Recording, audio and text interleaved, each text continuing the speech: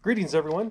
So today's project is to show you guys how I am installing this Gable trim or edge metal, whatever you want to call it, um, using the hidden fastener method.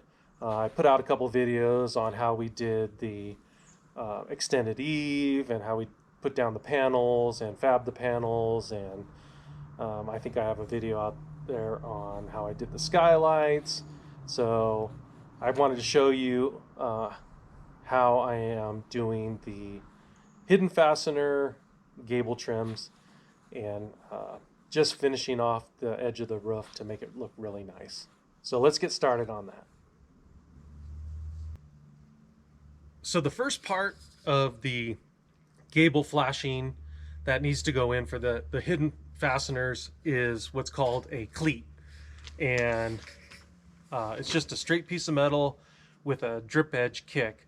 And the reason that is there is when you put down the actual edge metal, the drip edge that's on the edge metal has a hook, and that hooks under this cleat and holds it in place. One of the things that I did ahead of time was I went ahead and made holes. I purchased a Whitney Punch Junior, and I'm making 1/8" holes in every 1 foot along the cleat to screw that into the fascia board. You don't necessarily need to punch the holes ahead of time, but what I found was it makes starting the screws a lot easier because you can put the screw tip through the hole that you've punched, and you're not trying to push through the metal. And when you're working on the roof, it's, you end up, if you don't have the screws and you're trying to push through the metal, you end up shooting screws, off the roof like constantly. And then when you do, if you're, your drill jumps off the head of the screw, then now you have a big scratch on something that if you can't catch your drill in time before hitting the roof or whatnot. So takes a little extra time to punch all these ahead of time, but man, it has really saved me when I've been up on the roof.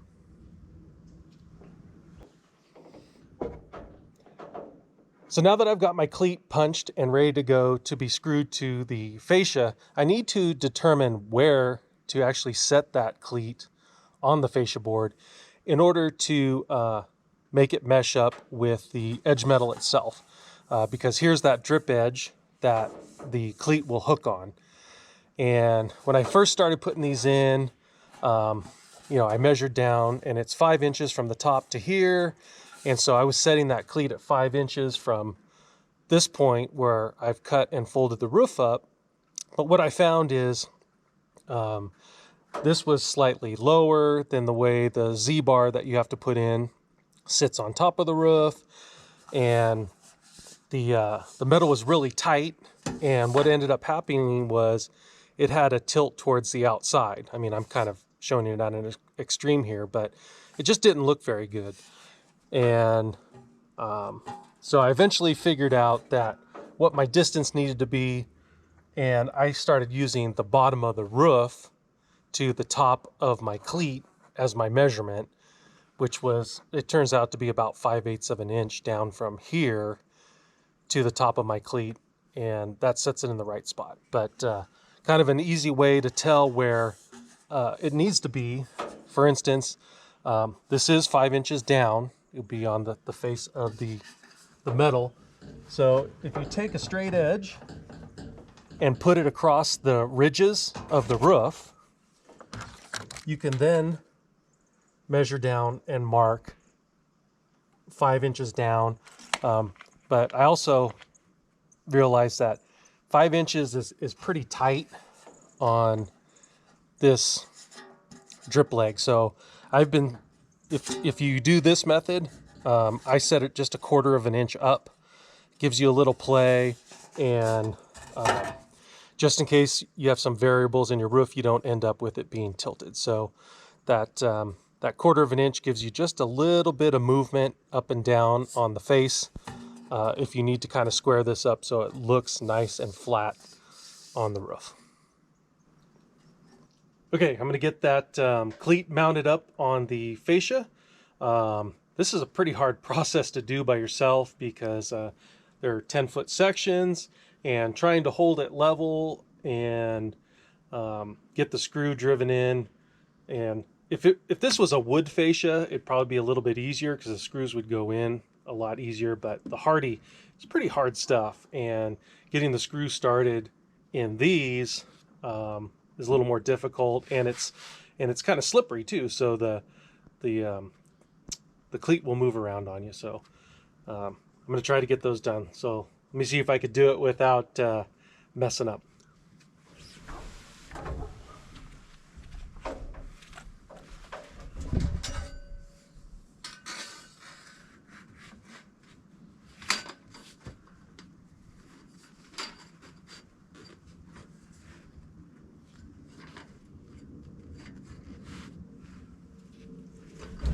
So one of the things that I started doing was going to the middle of the flashing and kind of get it set. And so I have and like I said, I figured out that I need to be 5/8 down from the bottom of my roof panel to the top of my cleat. So I go ahead and set that, and then in the middle, and then you can adjust the ends. So both of them are 5/8 down.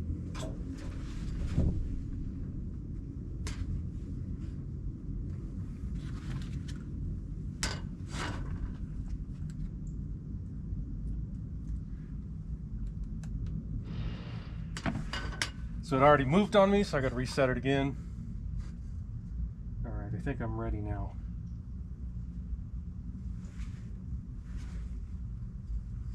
Need to go uphill a little bit. My cleat's a little low at the bottom.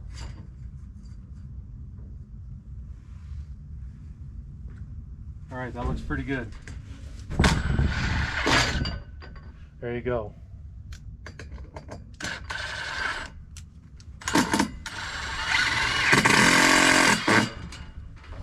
Woo! That is some hard stuff. All right, now I'll go along and I'll get the rest of the screws put in, and I'll show you what I got when I'm done.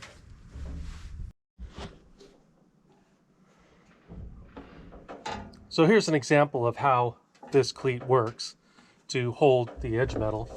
So it gets tucked in the drip edge and then comes over the top, and then the top will hook on a Z-bar, which we'll get to in a moment. So next thing I have to do, but I just wanted to kind of show you, how that cleat holds this piece on the edges. So now it can't be pulled up by the wind or anything. I mean, that is strong, especially screwed in every foot. That cleat being screwed in every foot, that is super strong. So let me finish putting the cleat the rest of the way up the gable, and then we'll move on to the Z-bar that actually goes on top of the roof. So earlier I talked about the Whitney Junior punch, and it's a sheet metal tool that looks like this. It has you can change the sizes of the opening. I can't remember what the Whitney Junior sizes go from. I think it's maybe like a 1/16 up to maybe 3/8. I'm not sure, but you can get different size punches, and it has a corresponding. So it has the opening, and then it has a corresponding punch, which you can see right here coming out, and that allows you to punch holes in the sheet metal. And this has been a lifesaver as far as pre-punching a lot of those pieces of metal that have to go up on the roof. I have just, before I started using this, we were kicking screws out, and they're sliding down the roof, and then I got screws everywhere down below.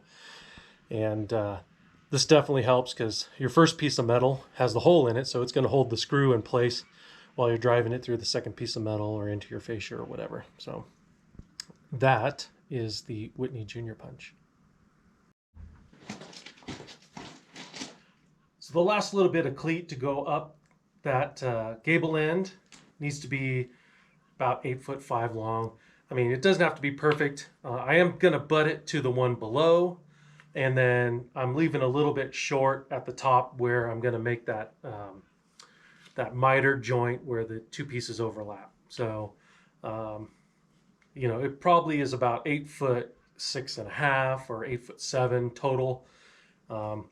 But that's, you know, if there isn't an inch or two of cleat, your roof is still going to be plenty strong. So let's cut that at 8'5", and we'll also mark out 1 foot along the cleat so we can use the Whitney punch.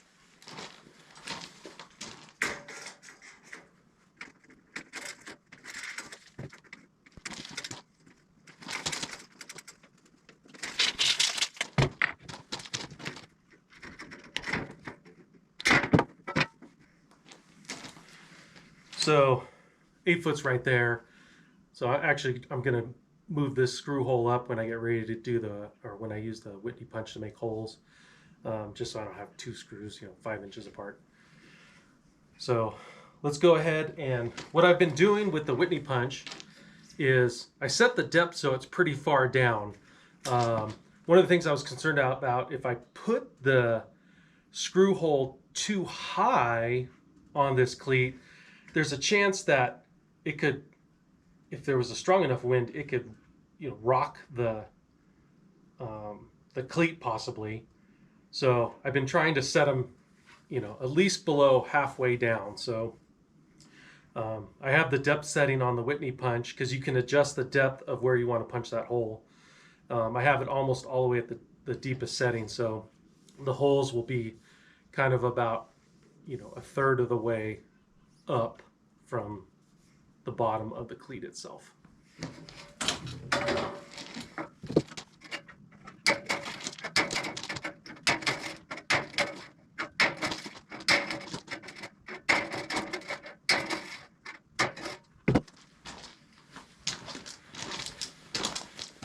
All right, there we go. And you can see the position of the holes there. I just figured that's a lot stronger. There's a lot less chance of anything being torn up if the wind gets a hold of the panel. We don't have hurricanes or tornadoes here, so I imagine wind is not a huge factor. I can't remember what the design wind speed was for the for the structural on the house design, but you know, we do get some pretty good winds during the winter storms, but you know, nothing over maybe 65, 70. You know, occasionally it might top more than that. We're not quite up at the summit of the Sierra Nevada mountains, and it blows pretty hard up there. I think they can get over 100 miles an hour at the top, but not quite so much down here.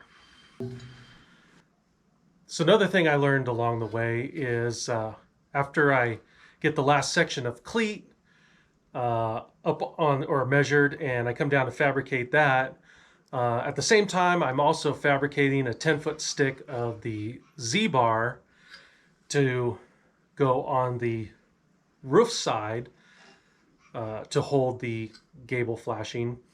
And I start the Z-bar at the top of the roof and come down, and that way it will it'll lap correctly. So I put the first piece from the top down, and then when I put the next piece in, it goes behind it, and that way if any water is running down here, it's not hitting that edge. If you start at the bottom with your Z-bar and go up, your lap will be incorrect. So start at the top with your Z-bar and work your way down. And Metal Sales doesn't particularly say you have to hook the Z-bar in this hem that they have. They're fine just mounting it regular, and they want pop rivets along that and sealant on the top. But I kind of like the way it looks when it's tucked behind, because you don't see any white or the primer, the white color. Whereas if it's not tucked under there, you may see something like that if you can look up underneath the roof. So I go ahead and open up this edge, and I set my Z-bar so when it's finished, it looks something like this. When I set the Z-bar, I'll show it to you up there, but I set it in about a half an inch shorter than what it should be. So anywhere from a half to quarter inch, just to give me enough play to make it easy to slide this in, or sometimes I have to snap it in where I hook the bottom on the cleat, and then I have to pull back this Z-bar so it snaps and pops back in this way. But a lot of times I could just slide it in and just slide it up the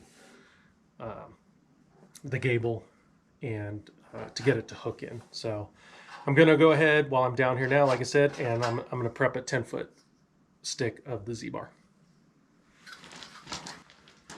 So I'm doing the same thing on the Z-bar. I'm going to put a mark every foot along the Z-bar, and I guess I should explain the part that you want to punch the holes in is you want obviously the painted side to show, and so my roof is a weathered copper color, so I want the weathered copper color down so you can't see it when, like, if you were to look from above on the roof, you want all of the paint to be down. So that's how you decide which way this Z-bar goes.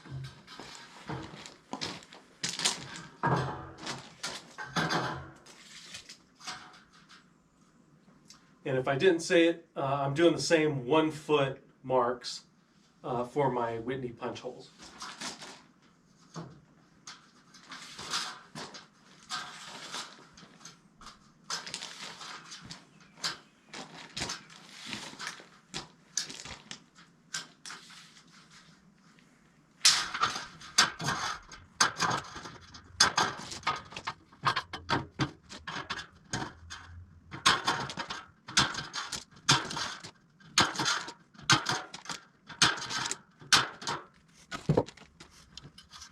All right, and I'm trying to get those holes punched in the center. You can change the depth setting on the Whitney punch if you want to get it perfect.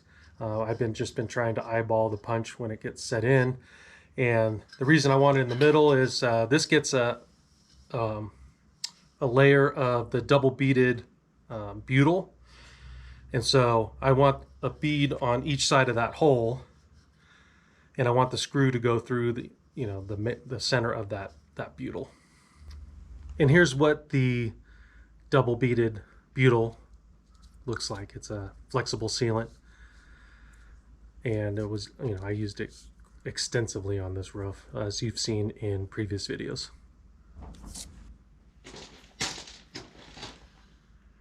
All right, so now I'm gonna peel the protective layer on the cleat. It's a plastic film that covers the painted side of the metal. So let's get that off.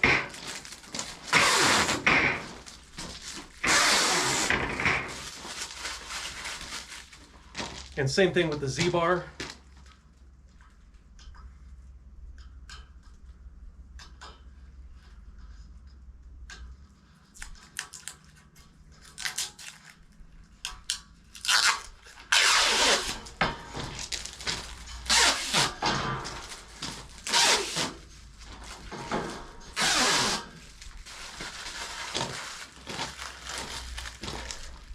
And while I'm talking about the plastic coating, one of the things to be aware of is where you store your metal while you're working on the project.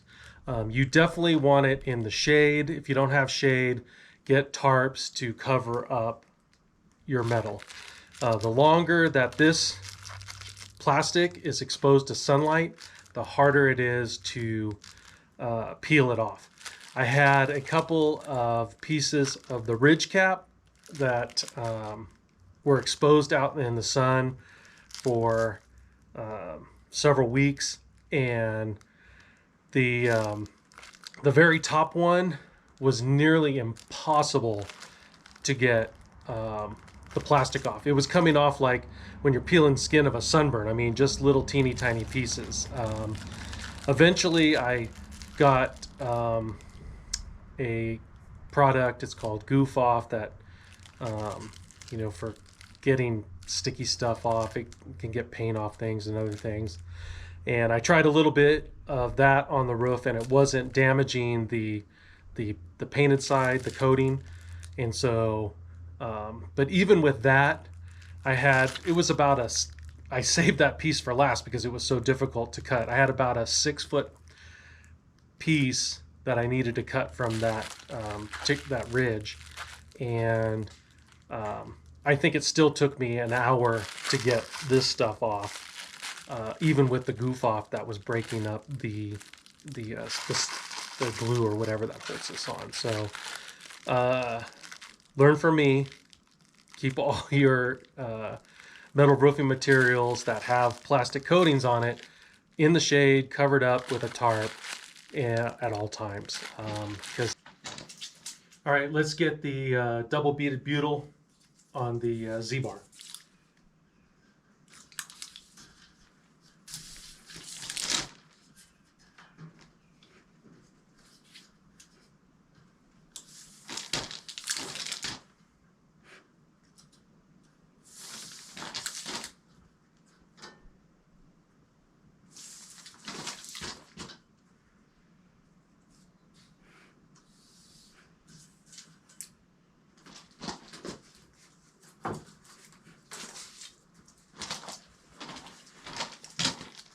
All right, now that I got those things done, we're ready to go back up on the roof.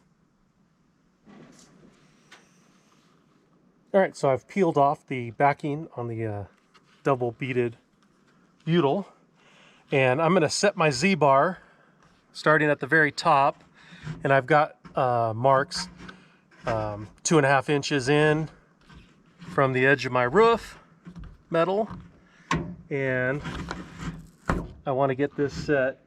I have one down below, and I have one up here near the top, and I'm just gonna set that right in there. All right, that looks pretty good.